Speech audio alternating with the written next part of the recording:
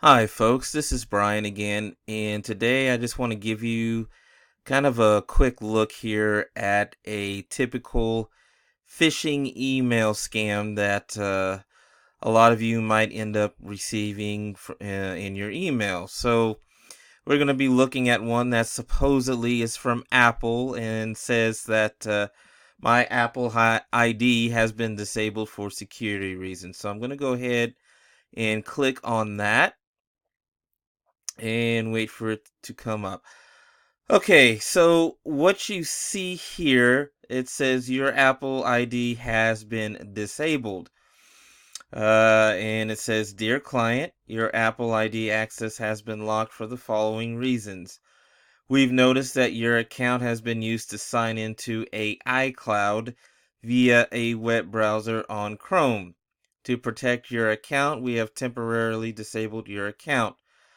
Then it shows supposed information on when and where this was done. It says date 21st of October 2019, Monday. Says a Macintosh was supposedly used to access an iCloud or a iCloud, a supposed IP address in somewhere called the Syrian Arab Republic. Says if you have not signed into iCloud recently and believe someone may have access to your account, please take action to verify your account informations by clicking on the link below. And then you can see there's a little hand thing that indicates that you can click on a link that says take action now. Sincerely, Apple support. Now I'm going to show you what's wrong with this email. If it's really from Apple, take a look to see where the email address is from. It says here Apple Alert. Now, look at this email address right here. Does that remotely look even anything like it would be legitimate from Apple? No, it has nothing to indicate an Apple email address in it. Typically, if you're going to receive a legitimate email from a company, it's going to have at apple.com or .net or whatever, but it will have at Apple in the email address. This has nothing in it at all to even indicate this is from Apple. Now look at the font in the email header. It looks weird. I mean, some of the letters here, it just doesn't fit. And what is this number here? Doesn't even give any indication on what this stands for. Is it a case number? Is it just some random number and letters? We don't know. Now, yeah, they use the Apple logo here, but again, this is not from Apple. Again, the email address indicates it's not from Apple, period. Now, number one, if it's, or I should say number two, excuse me, if this was a legitimate email from Apple, it would not say Dear Client. It would have your name.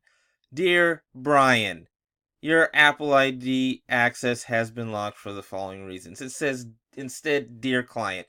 They don't know who the heck you are. So that indicates right there this is not a legitimate email from Apple. Another indication is kind of the grammatical use of what they say in the email body.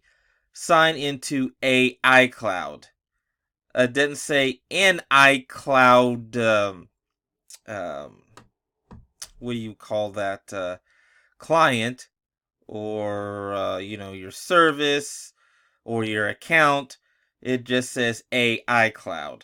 That right there, grammatically incorrect. And here's another instance right here. Why do they capitalize verify? There's no reason to. You don't capitalize that. Informations? Spelling error right there. No, this is not a legitimate email from Apple, period. Sincerely, Apple support. Now, whatever you do, do not click on this link. This will take you to a fraudulent website. It may look like Apple, but it's not Apple. And if you start typing in your login information to your actual Apple ID, you're going to start to have problems. They're going to capture that information.